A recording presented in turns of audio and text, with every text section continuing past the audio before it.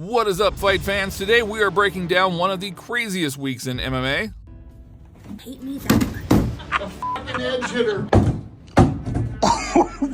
Yeah, so weight cut is never easy, you know. We'll talk about the massive storyline heading into UFC 323 with Petr Yan versus Merab Dvalishvili. Watch my fight on ESPN and pay-per-view. The chaos around Ilia Topuria, plus updates on Tom Aspinall's serious eye injury. Belal Muhammad calling out Ian Garry, Strickland refusing to fight in Australia, and much more. So, let's get into it. I had got him the second one yet. I got him the daddy. Before we get into this video, I just want to let you know that this is brought to you by Kalshi, the largest legal prediction market in the US. Kalshi lets you trade on what you think will happen.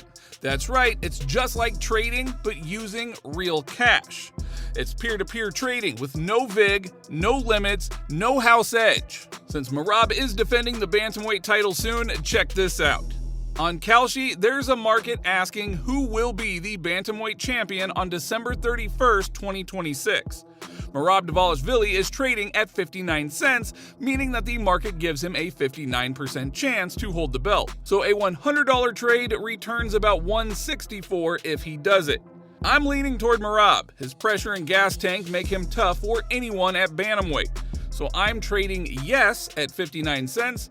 Kalshi has over 1 million users, more than $2 billion in trades, and even pays interest on the long-term positions. Try it with my link at kalshi.com/Genial MMA.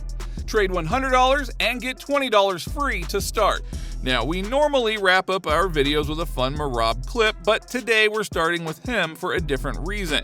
Merab Dvalishvili was recently named the 2025 Fighter of the Year during UFC 323 Fight Week, and we want to congratulate him on this achievement. This is another small motivation for me to keep going. Right now I'm in the process of cutting weight.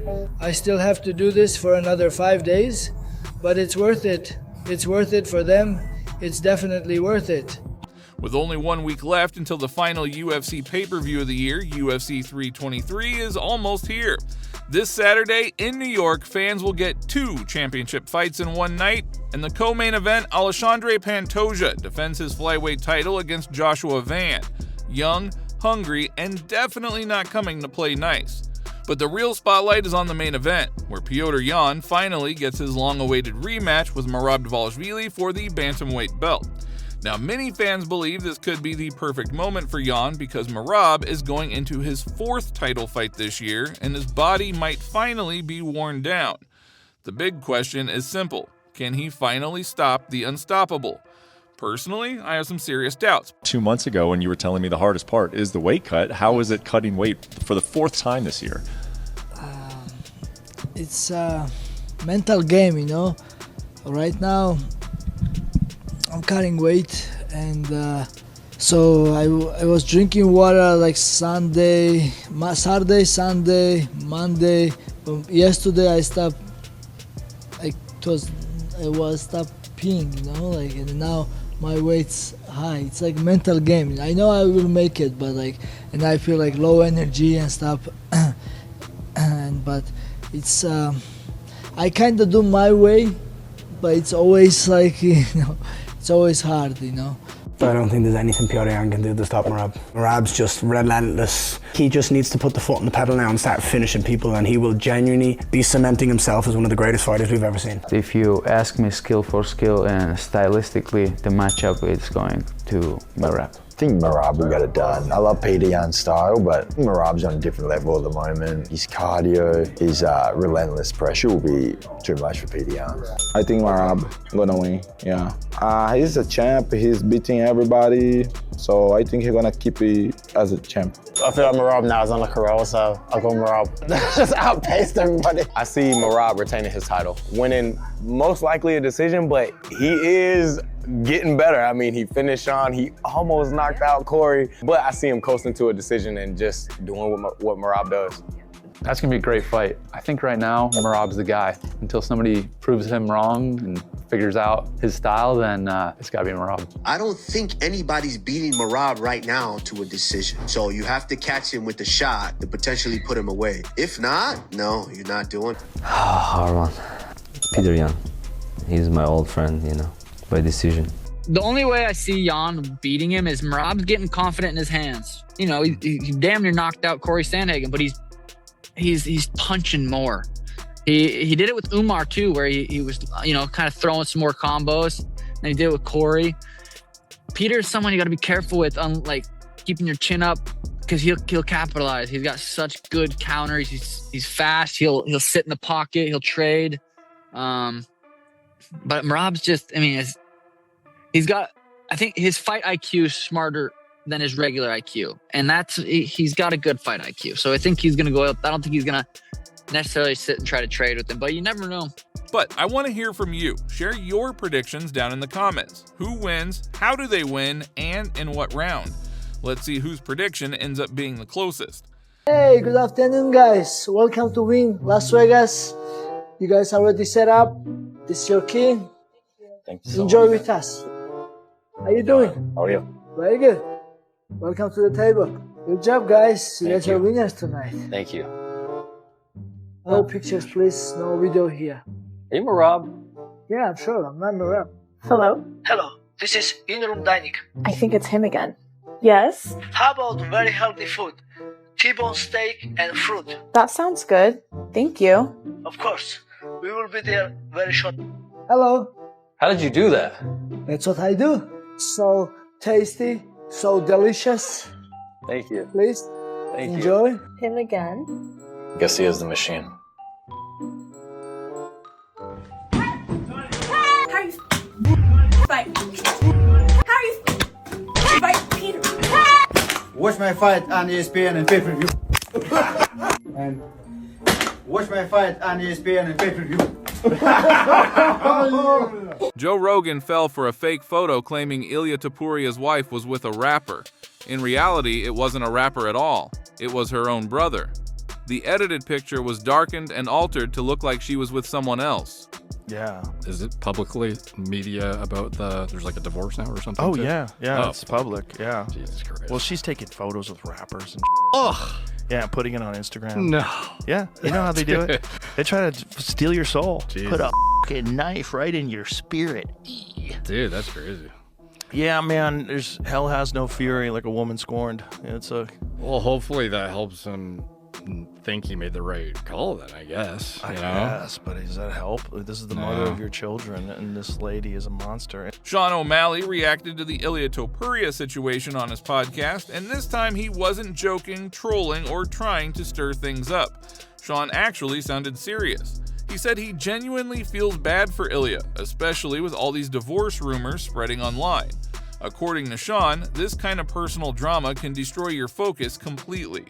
He believes this is the real reason why Ilia hasn't booked another fight yet. Not because he's scared of anyone, and not because he's ducking contenders, but simply because life hit him at the worst possible moment. The Ilia stuff, you guys see that? Going through the divorce, wife supposedly trying to take 50%.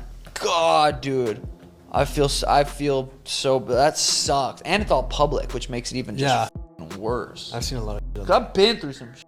I didn't have to do, it wasn't on the public, got to the other side, everything's good, but when you're going through that type of shit, you definitely don't want to be in fight camp. Is that why he pulled out, or just... That's why I didn't book a fight. He said he's going through his personal, it's all public, and I guess he was supposedly messaging girls, which is like, you can't say how's going. I know, right? You can't be nice to the other species when you're married. I just don't understand. Yeah, no, that sucks. So I do genuinely feel bad for him, and yeah, I mean, all that shit. Oh, you got 2 kids. It's like when you add kids to the mix, that's really what makes it just so hard to deal with. It's unfortunate for him, but yeah, because I really wanted to see Ilia versus Patty. That was the fight I wanted to see. Ilia versus Islam is the fight I wanted to see. Next, Ilia versus Patty. We don't get it. That's okay. But Arman Sarukian sees the situation differently. Arman recently said that he doesn't believe Ilia's absence is just about family problems. He thinks the UFC had a plan and Ilia was part of that plan. And honestly, looking at how everything unfolded, Arman might have a point. And here's why.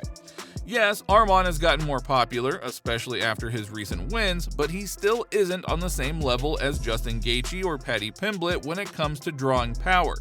The UFC's first big pay-per-view under their new deal with Paramount needed stars. Gaethje brings the American fan base, Paddy brings the European fan base, and together they help the UFC sell the event easily. And from Ilia's perspective, a fight against Gaethje or Paddy is much safer than a fight against Arman Tsarukyan. Arman is the most dangerous contender in the division right now, and if Topuria loses, it destroys the UFC's entire plan to set up the biggest fight in the promotion's history, a champion versus champion matchup between Makhachev and Topuria. The same kind of situation happened at featherweight. Originally, the UFC wanted Alexander Volkanovski to fight Lerone Murphy. Then rumors appeared that maybe Movsar Evloev would finally get his chance. But in the end, the UFC chose Diego Lopez, even though Lopez lost pretty badly to Volkanovski less than a year ago and only beat Jean Silva afterward, a guy who wasn't even in the top 10. So why did Lopez get the title shot? Simple, he's more exciting, more marketable, and brings attention from both Brazilian and Mexican fan bases. From a business standpoint, that's a good thing. From a sporting standpoint, it makes no sense. And the one who got hurt the most wasn't even Evloev, it was Lerone Murphy. Murphy finally got his big moment when he knocked out Aaron Pico at UFC 319. Volkanovski even hinted their fight could happen next, but then the UFC chose Lopez and that crushed him. In an interview, Lerone said something fighters rarely admit. He fell out of love with MMA for a while. He thought the sport had no politics, that the best fight the best, but realizing that sometimes talent and hard work still are not enough when business gets involved. Yeah, do you know what? When I first found out, do you know what? I fell out of love with it for a bit, I'm not gonna lie. It's like, I got into MMA over boxing because I thought there's no politics here. I thought it was just simply do the work, the best fight the best, and that's the way it goes. But that's what hurt me the most a bit. But it's like at the end of it, and then I kind of thought it over, and it's like, get over it. It is what it is. It's business. Just keep fighting, keep doing what you're doing, keep winning, and we'll get there eventually. And I think it's inevitable that it's going to happen. And I know I'm going to be champion. And my road's never been easy from the get-go. From being a kid, my road's never been easy. And it's Tom Aspinall, who once promised to be the most active heavyweight champion in UFC history, is now trying hard to make fans understand just how serious his eye injury really is. A day after sharing his medical report, Tom posted new footage from his doctor to back it up. The specialist explained that the injury is much worse than people think and that Tom needs a long recovery before even considering a comeback. Follow the light all the way down. I'm trying now, it's slow.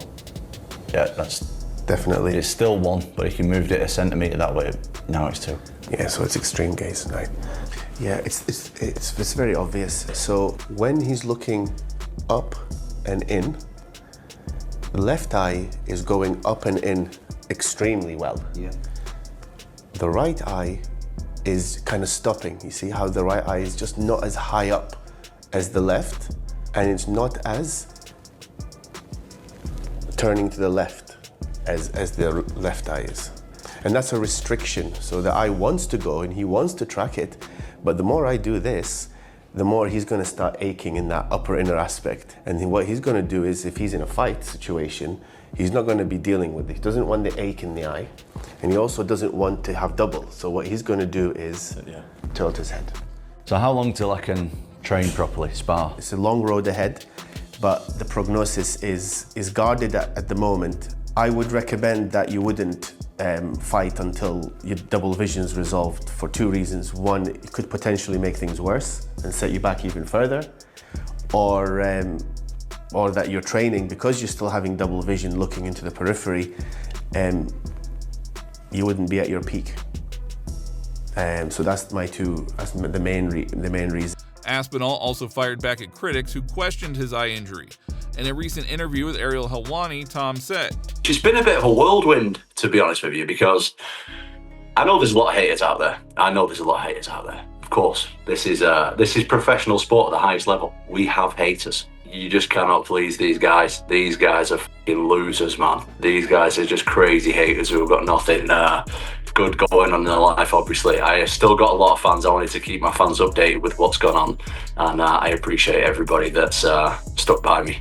Belal Muhammad believes that Ian Garry used eye pokes on purpose to gain an advantage in their fight. Belal says he was poked multiple times early on, which slowed him down and changed the momentum. We didn't see much. We got poked in the eye 3 times. What are you going to do, right? I said Ian was very smart at figuring out ways to win fights and understand how to win, and he understood poking in the eye was going to win the fight, especially when you do it early, especially when you don't get points taken away from you. The rules need to be changed. There needs to be repercussions. Otherwise, guys are going to keep doing it. What's the point? But no, Ian was pretty smart. We knew it was going to be, he's very good with his distance management. We knew he was going to be sticking and moving. Obviously, we won it. We pushed for 5 rounds. 3-round fight, you got to start faster. You got to start earlier. You got to catch him earlier. For me, we got to change that. We got to step on the gas sooner. I think by the 3rd round, we figured out the distance. We figured out the style. But it was already too late. You got to do that sooner. And also for myself, man, we just got to get better. You grow from these things. You get better from losses, right? But you got to learn. You got to get back in the gym, and that's what we're going to do. Me and my team are going to watch it, get better, grow from it. But I still think we're one of the best in the world, and I can't wait to prove it, man. Sean Strickland says that he turned down the fight against Anthony Hernandez at UFC 325 because he doesn't want to compete in Australia. Sean made it clear he prefers the matchup to take place in the US, where both guys feel more comfortable. I don't have medical insurance. So you want me to go get my first fight back in Australia and give half my check to you fuckers and buy your medical insurance? I ain't fucking doing it. I ain't doing it. If Fluffy don't want to do it, I don't want to do it. We ain't doing it. That being said, I love the Fluffy fight. Let's get the shit booked in the States. I'm an American. So let's get this booked in the States. A little insight on the middleweight division.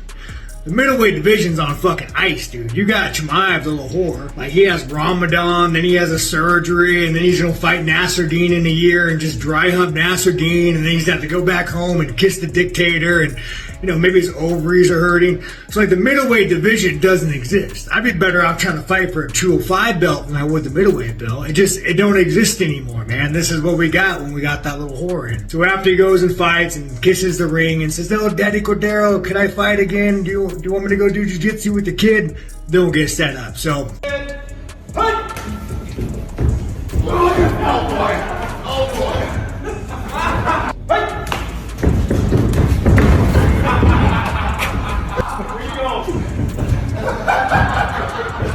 Conor McGregor and Mike Tyson surprised fans after they were spotted partying together in Dublin last night. The two combat sports legends were seen laughing, joking, and enjoying themselves like old friends. Fans saying they've never seen McGregor this relaxed or Tyson this animated in years. Look at you. I ain't got him the second one yet. I got him the third, yeah, round 2, man. When I go up there, like, I'm sitting down there, when I go up there, I'm going and you. Before I get out there. Your mother. I tell you what, though, all the experience we've had makes us perfect candidates for this. Did you see me going up and down the A and all the promotion for the brand? Look, I'm not getting the brand. What